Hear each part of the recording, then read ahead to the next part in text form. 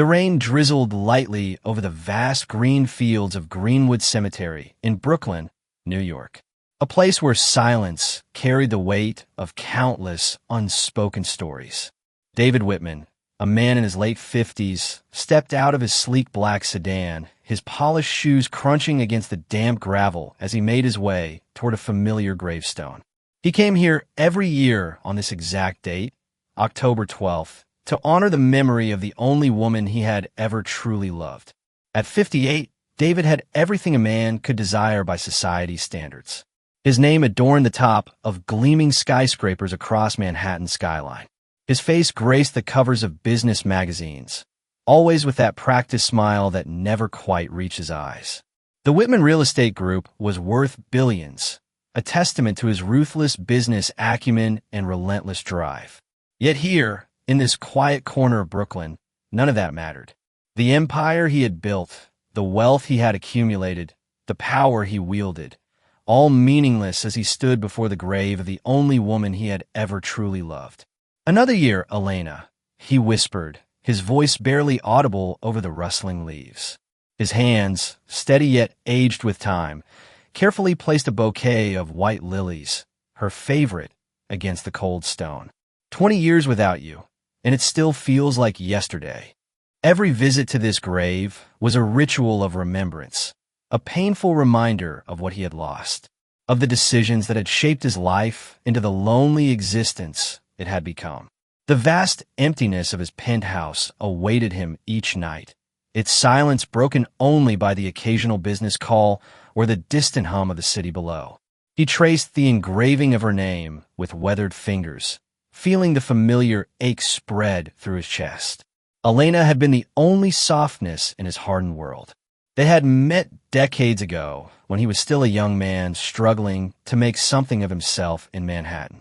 She had worked at a small art gallery in Soho, her eyes always filled with dreams and her heart always ready to love.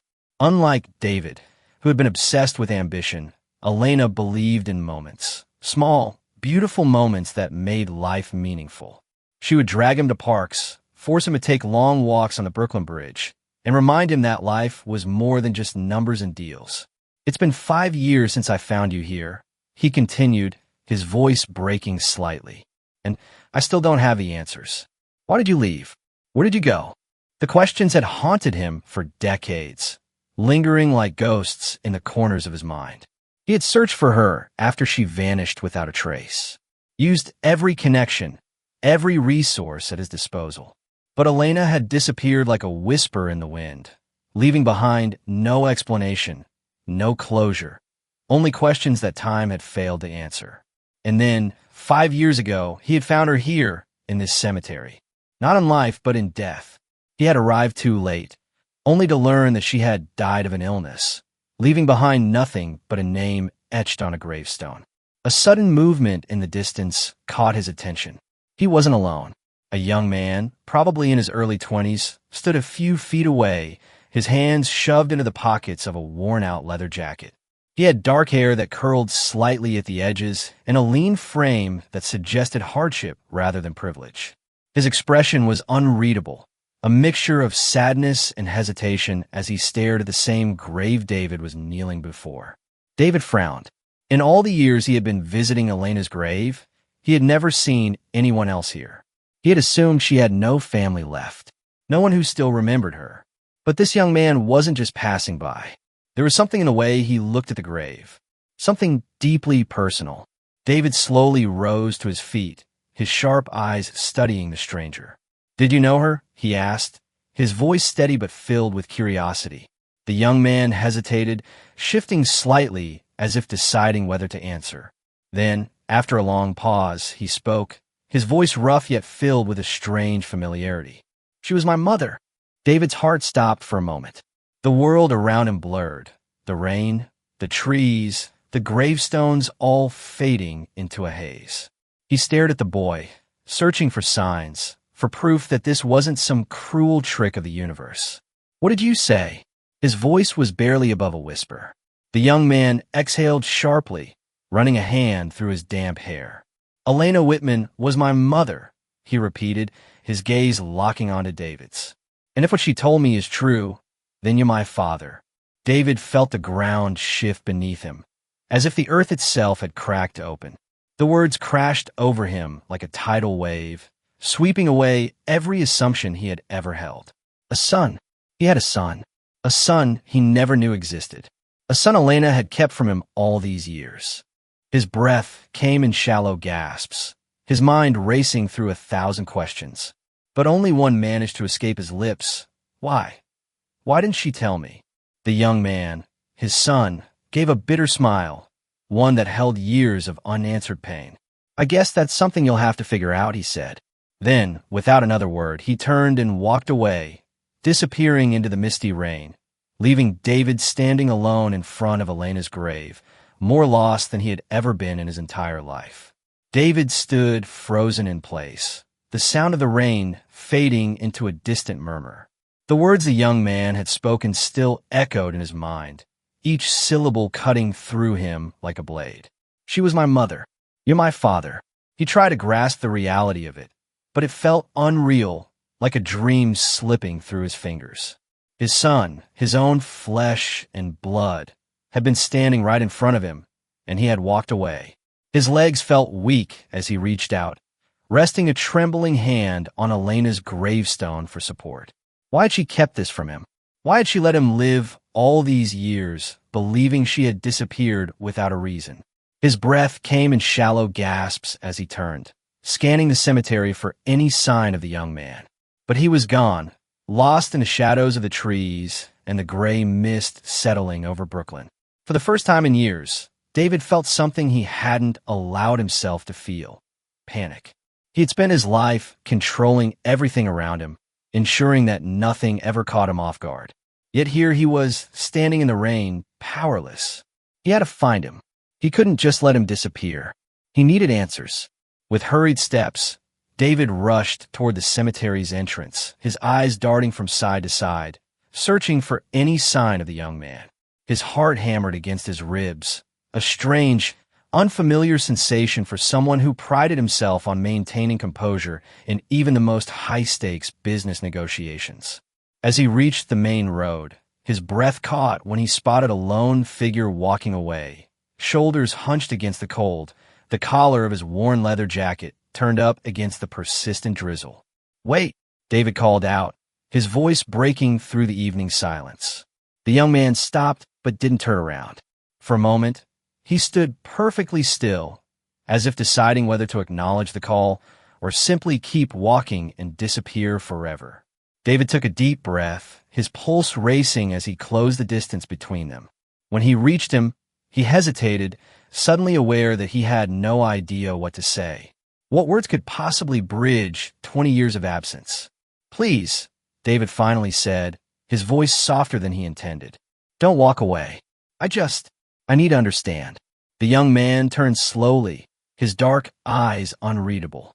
Up close, David could see the faint resemblance more clearly. Something in the shape of his jaw, the intensity of his gaze, the slight furrow between his brows when he frowned. It was like looking at a younger version of himself, yet fundamentally different. This wasn't the polished, confident heir to a real estate empire. This was someone who had clearly fought for everything he had. The boy, however, looked unimpressed. "Understand what?" His voice carried a quiet resentment. "That you never knew I existed? That my mother raised me alone while you built your empire?" David flinched. Each word landed like a physical blow. He had always prided himself on being a man who faced the truth head-on. But this was a truth he wasn't prepared for. "I swear to you," he said, his voice raw with emotion, "I had no idea. She never told me." He searched the boy's face for some sign that he believed him, but there was only guarded skepticism. "What's your name?" David asked, realizing he didn't even know the most basic thing about his own son. A pause. Then, reluctantly, the boy answered, "Nathan." Nathan. The name felt foreign, yet strangely familiar, as if it had been waiting in some hidden part of his soul all these years. David swallowed the lump in his throat. "Nathan, I don't know why Elena didn't tell me. I don't know why she kept you from me, but I need to know. Please, tell me about her." Nathan let out a dry laugh, shaking his head. You want me to tell you about her? He asked bitterly. Where were you when she was sick? When she was struggling to pay rent?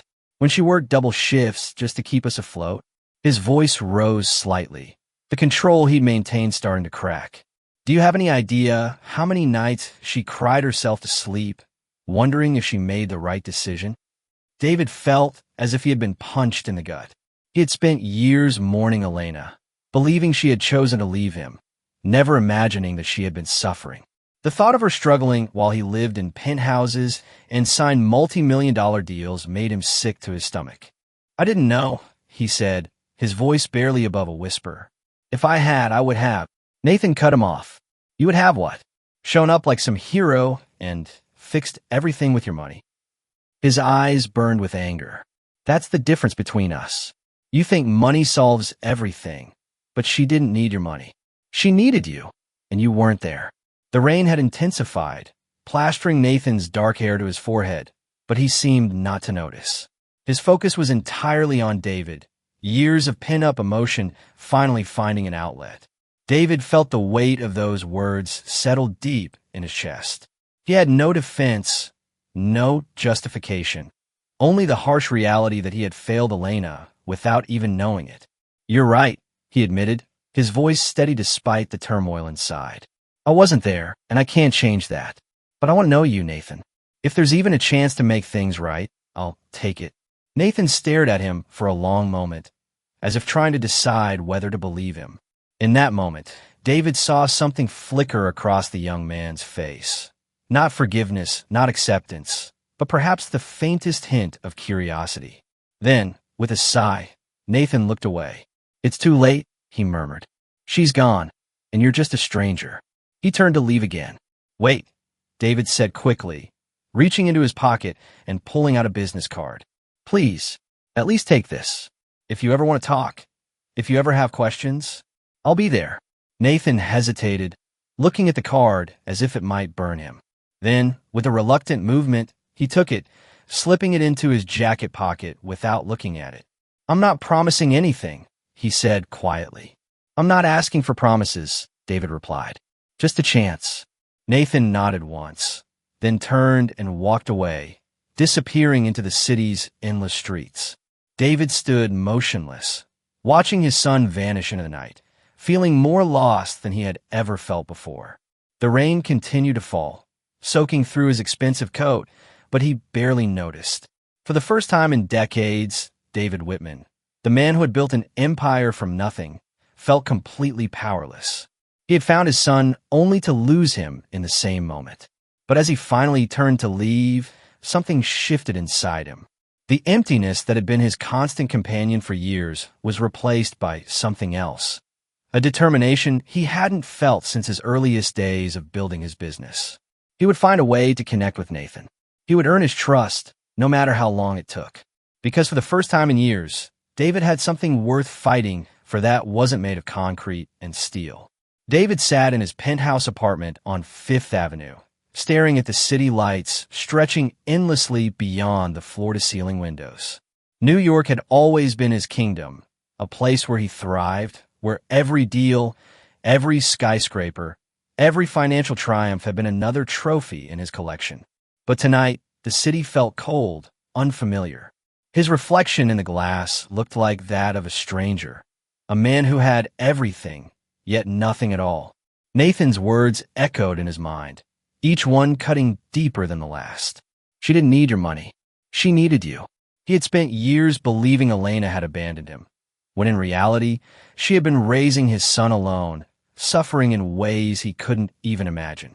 The thought of her working double shifts, struggling to pay rent while he built his empire, made his stomach turn. How had he not known? How had he never felt it in his soul that a part of him had been out there, growing up without him? His mind raced back to the cemetery, to the moment he saw Nathan for the first time. He hadn't needed a DNA test to confirm it. He had seen it in the boy's eyes, in the sharp angles of his face. He was David's son. There was no doubt. And yet Nathan had walked away, leaving David with more questions than answers. He couldn't let it end like this. He had spent his life controlling outcomes, ensuring things went his way. He had to find Nathan again. He had to understand. Reaching for his phone, He dialed the number of the one person he knew could help, Robert Vega, a private investigator he had used in the past for vetting business partners and competitors. The man was discreet, thorough, and most importantly, effective. Within minutes, Robert answered, his voice calm and professional. "Mr. Whitman, what can I do for you?" David hesitated for only a moment before speaking. "I need you to find someone. A young man named Nathan. I don't have a last name. I just know his mother was Elena Whitman." There was a pause on the other end before Robert spoke again. "I'll see what I can do. Any other details you can provide?" "Early 20s, dark hair, likely lives in New York. That's all I have. It's enough to start. I'll be in touch." The next day, David buried himself in work, trying to distract himself from the storm inside his head. Meetings, contracts, financial reports, none of it held the same meaning it once did. For the first time in years, the weight of his success felt hollow. He'd spent his life building wealth, but for what? What was the point if the one thing that truly mattered had slipped through his fingers? His executive assistant, Miranda, noticed the change immediately.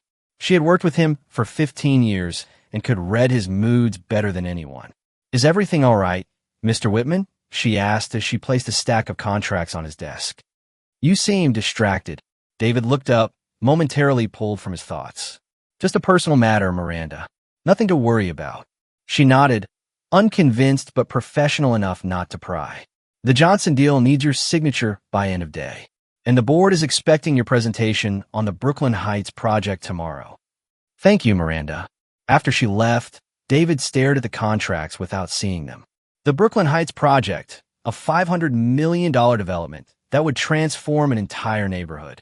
Just last week, it had been his primary focus. Now, it seemed trivial compared to finding his son. By the evening, his phone buzzed. It was Robert. "I found him," the investigator said simply. Nathan Whitman, 23 years old, lives in Queens in a small apartment near Astoria Park, works at a garage on Steinway Street. He's studying engineering part-time at City College.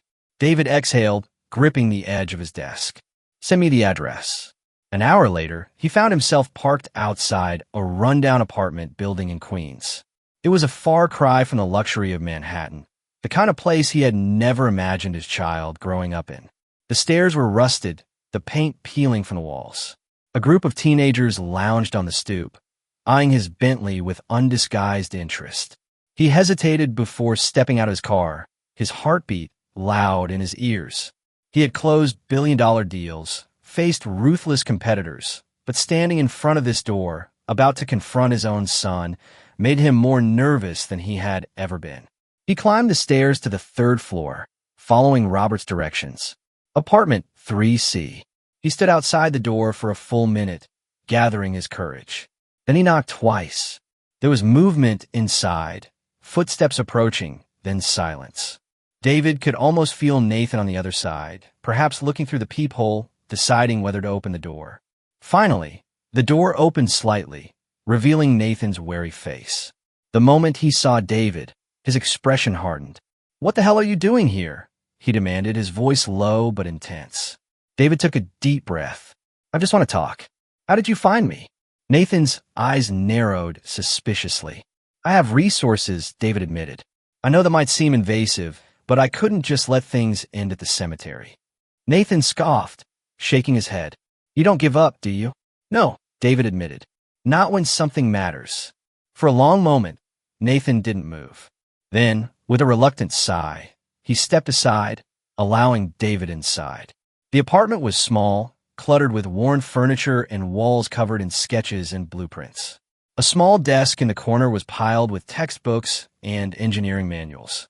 A half-eaten sandwich and an empty coffee cup sat next to a laptop that had seen better days. David's eyes flickered to the sketches on the walls, recognizing the detailed mechanical designs. "You're an engineer?" he asked. Nathan shrugged. Trying to appear indifferent, though, there was a hint of pride in his voice. "Studying part-time at City College of New York, working at the garage to pay for it." David felt another pang of guilt. His son had been working to put himself through school, while David had more money than he could ever spend. He cleared his throat. "I didn't come here to judge your life. I just—" He hesitated, searching for the right words. I just need to understand. Why didn't she tell me? Nathan crossed his arms, leaning against the counter. Because she didn't want to be your charity case.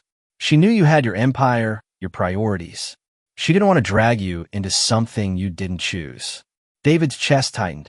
But I would have chosen, he said, his voice barely above a whisper. I would have been there. Nathan let out a dry laugh. Would you? Or would you have written a check and moved on? The accusation stung because David couldn't honestly say it wasn't true. The man he had been 20 years ago, ambitious, driven, focused solely on building his empire, might have done exactly that. I don't know what I would have done then, he admitted. But I know what I want to do now. Nathan raised an eyebrow, waiting. I want to know my son, David said simply. I want to know about your life, your dreams, what makes you laugh, what keeps you up at night. I want to know the person Elena raised. Something flickered in Nathan's eyes, surprise, perhaps, or the faintest hint of curiosity. He studied David for a long moment, his expression unreadable. Then, with a sigh, he turned away. I don't know if I can trust you, he admitted, his voice softer than before. But I guess we'll see. David felt a flicker of hope. It wasn't forgiveness. It wasn't acceptance. But it was a start. That's all I'm asking for, he said quietly.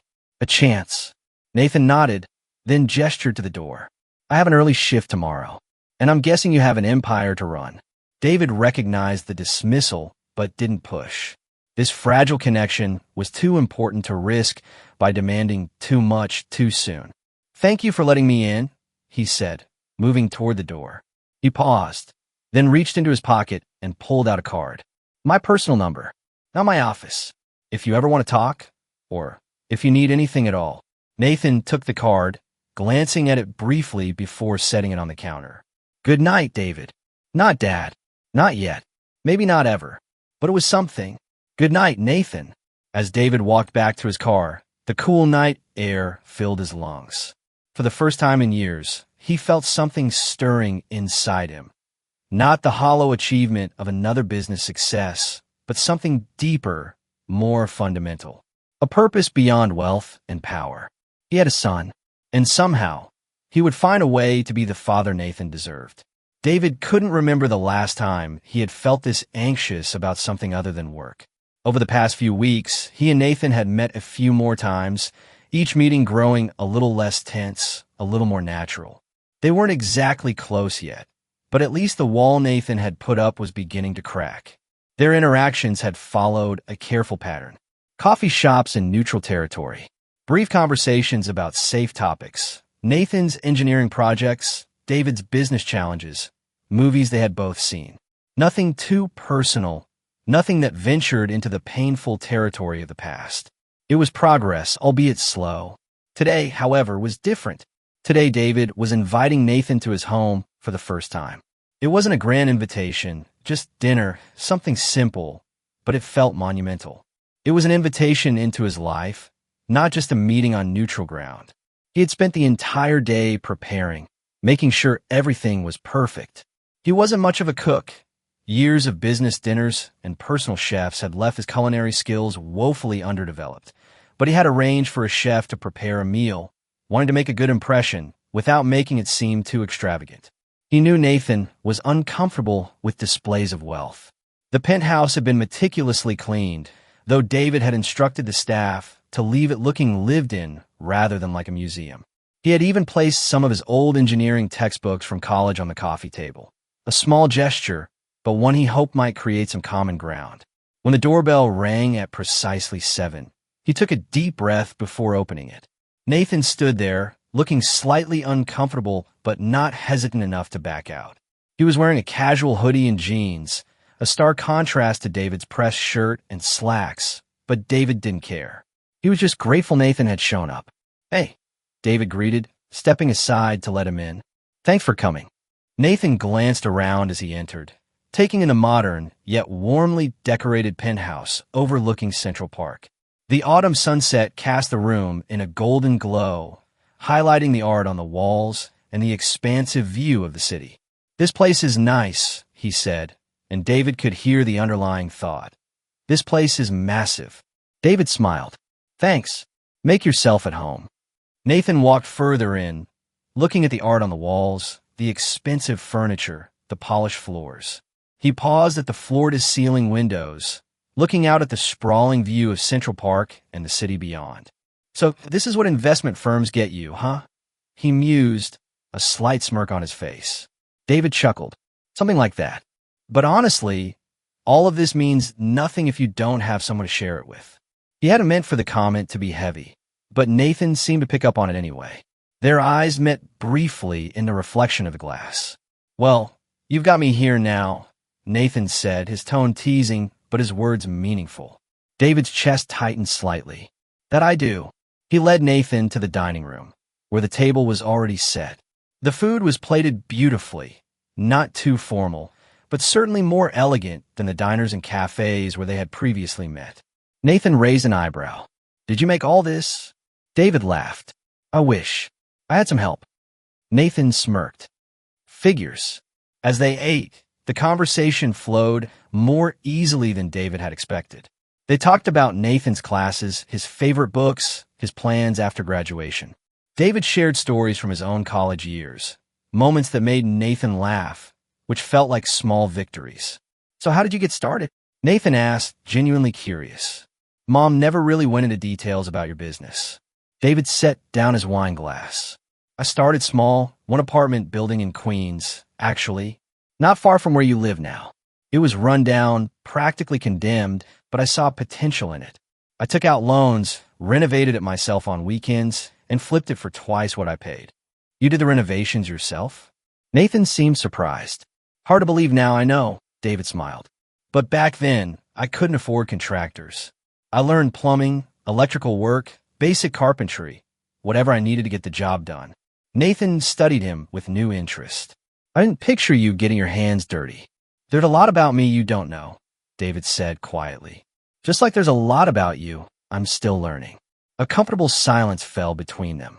For the first time, it didn't feel forced or awkward, just two people taking a moment to appreciate how far they'd come. As they were finishing dessert, Nathan leaned back in his chair and looked at David seriously. So what now? He asked. David set down his fork, knowing exactly what Nathan meant. That's up to you, he said honestly. I don't want to push you into anything you're not ready for. Nathan nodded, staring at his plate for a moment before looking up.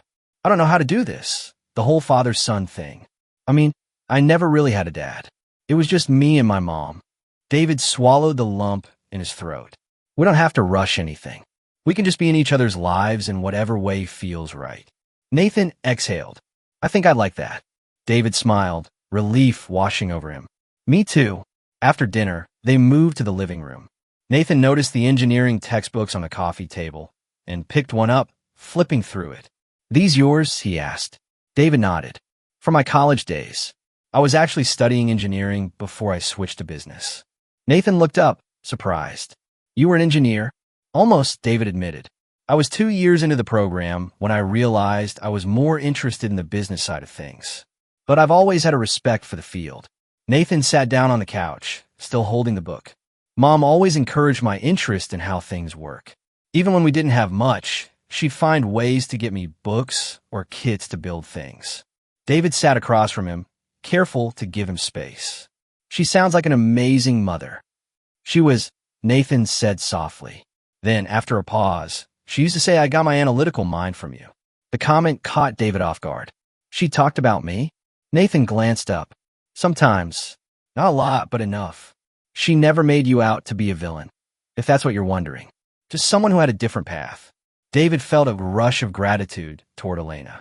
Despite everything, she hadn't poisoned their son against him. She had given Nathan the space to form his own opinions. I wish I could thank her for that, David said quietly. For raising you. For being everything I wasn't. Nathan glanced around the apartment again.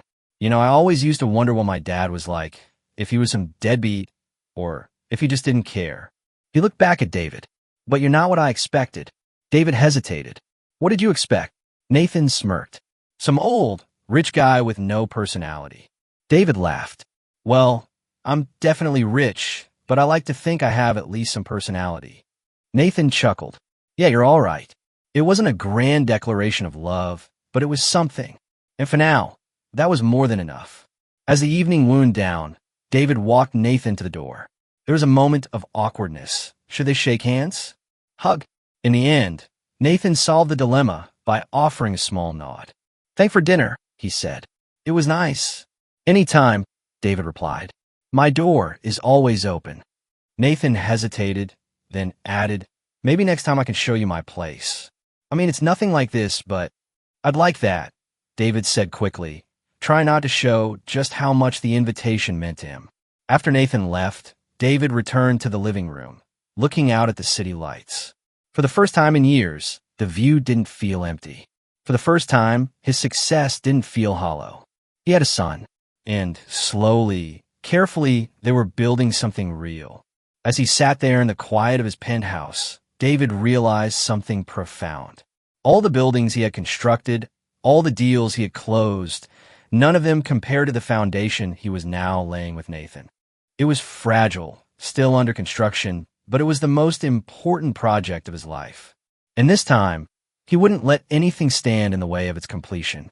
David found himself adjusting to a new rhythm in life, one that included Nathan in ways he had never imagined just months ago. Their meetings had become more frequent, evolving from occasional coffee outings to dinners, walks through Central Park, and even a few Knicks games where they'd both shouted themselves hoarse at the referees.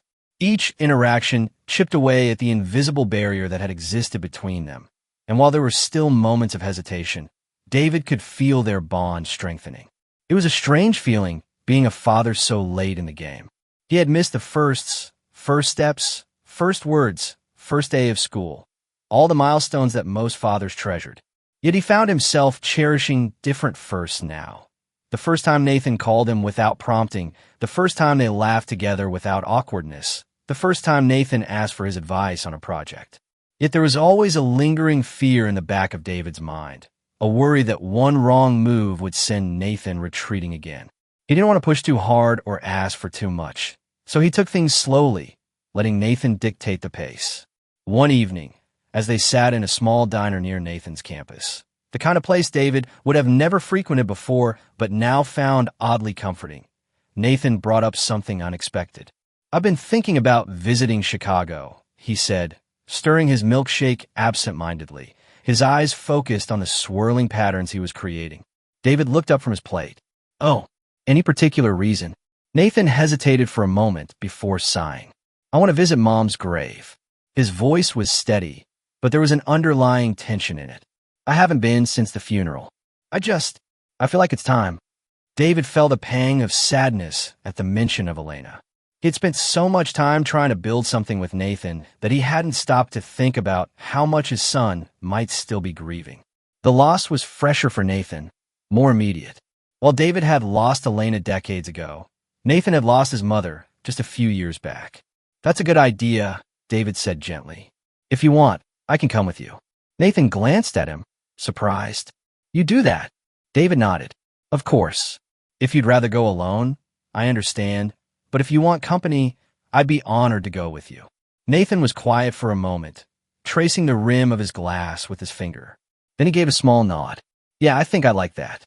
A few days later, they flew to Chicago, a city that held so much history for Nathan, but very little for David. As they sat side by side on the plane, David couldn't help but notice how Nathan grew more withdrawn the closer they got to their destination. His responses became shorter. His gaze fixed out the window at the clouds below. "You okay?" David asked quietly. Nathan nodded without looking at him. "Just thinking. About your mom?" A pause, then another nod. "Do you want to talk about her?" David offered. "I'd like to hear more about your life with her." Nathan finally turned to look at him. "You really want to know?" "More than anything." And so, for the rest of the flight, Nathan talked. He told David about growing up in a small apartment in Chicago's North Side, about how Elena had worked as a journalist for a local paper while taking freelance editing jobs on the side to make ends meet. He talked about their Sunday traditions, pancakes for breakfast, then a trip to the museum or the lake if the weather was good. He spoke of Elena's unwavering support of his education, how she'd stay up late helping him with homework even after working double shifts. "She never complained," Nathan said, his voice soft with memory. "Not once. Even when things were tight, she always made it seem like an adventure instead of struggle." David listened, his heart aching with each story. He had missed so much, and Elena had carried so much alone. Yet there was no bitterness in Nathan's telling, just a profound love and respect for the woman who had raised him. When they arrived in Chicago, the air was crisp, the sky overcast as they made their way to the cemetery where Elena was buried. Nathan led the way through the rows of headstones until they reached hers. A simple granite marker with her name, dates, and the inscription, "Beloved Mother and Friend." Nathan stood in front of the grave, his hands in his pockets, staring at the engraved letters of his mother's name. "Hey, Mom," he murmured, his voice barely above a whisper. David stepped back, giving Nathan a moment to himself. He watched as his son knelt down, tracing his fingers over the inscription. "I'm doing okay," Nathan said softly. "I know you worried about me a lot, but I'm figuring things out. College is good. I made some friends." He paused, glancing back at David briefly before continuing. "I met my dad. I wasn't sure how to feel about it at first, but he's not what I expected. He's trying, Mom, and I think you'd be okay with that." David's heart clenched at those words. He had spent so long carrying the guilt of not being there for Elena, of not knowing about Nathan, of missing so much. Hearing Nathan say that Elena would have been okay with him being in Nathan's life felt like a small form of redemption. After a while, Nathan stood up, exhaling deeply. He turned to David, his expression softer than it had been before. "Thanks for coming with me."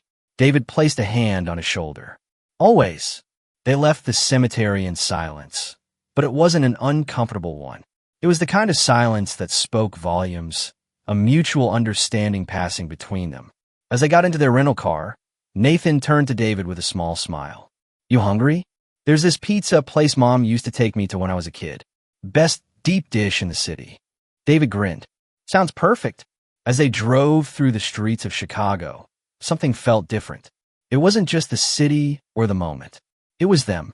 The walls that had once been so high between them were now barely standing. The pizza place was exactly as Nathan remembered it.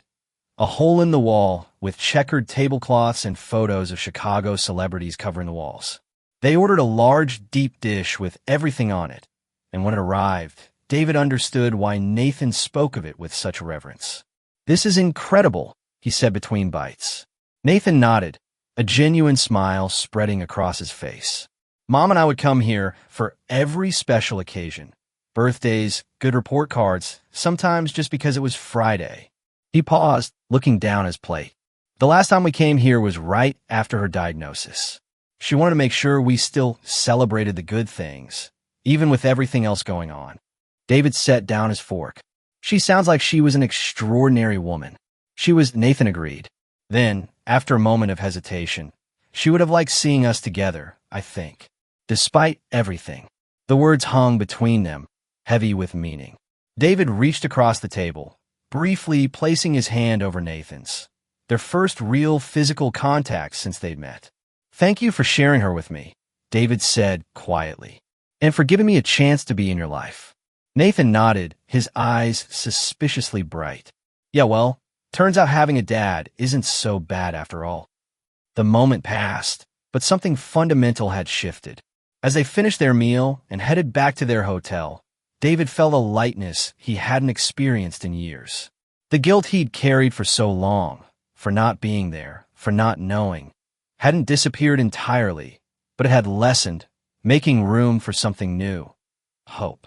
Back in New York a few days later, Nathan surprised David with an unexpected visit to his office.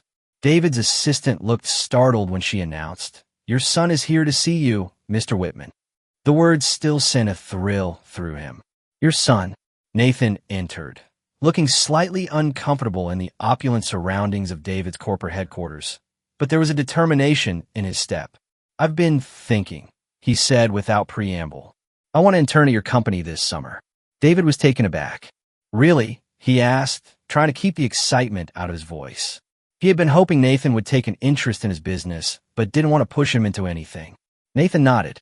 "Yeah, I'm studying engineering. It makes sense to get real-world experience. Besides," he added with a small smile, "I want to see what you do up close. See if you're really as good as everyone says you are." David set down his pen and looked at his son. "I think that's a great idea, But just so we're clear, you're going to have to work just as hard as everyone else. No special treatment. Nathan smirked. I wouldn't expect anything less. That summer was the best of David's life. Nathan joined the engineering department of Whitman Enterprises, working on sustainable design elements for a new development in Brooklyn. They didn't see each other every day.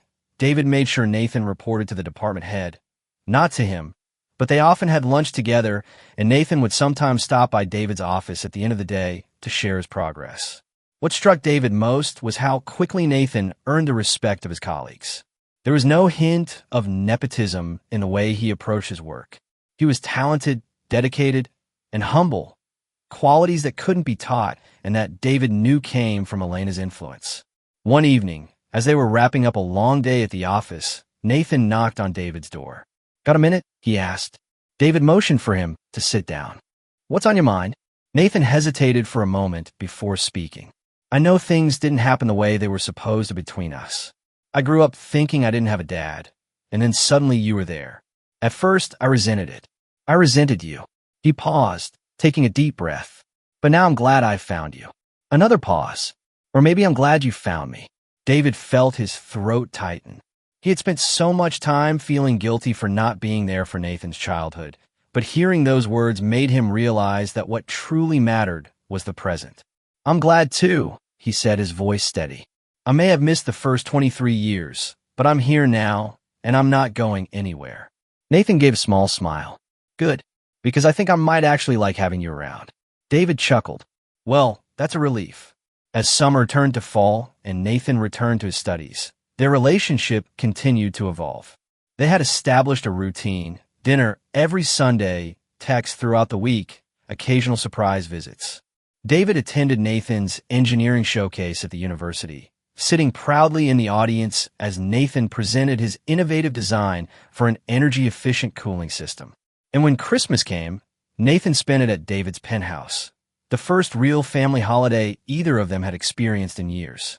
They kept it simple, but there was something profound in the normalcy of it all.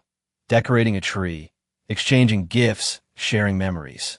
Standing by the window that Christmas night, watching the snow fall over Central Park, David felt Nathan come to stand beside him. "What are you thinking about?" Nathan asked. David smiled. "How life gives you second chances sometimes, when you least expect them." Nathan nodded, looking out at the snow-covered city. "Mom used to say that too. That it's never too late to find what you're looking for." David turned to look at his son, this remarkable young man who had Elena's compassion and his own determination. This person who had every right to reject him, but had chosen forgiveness instead. "She was right," David said softly. "It's never too late." And in that moment, standing side by side with the son he never knew he had until that rainy day in the cemetery, David Whitman, a man who had built his life measuring success in dollars and deals, finally understood what true wealth looked like. It looked like this: like forgiveness, like family, like love.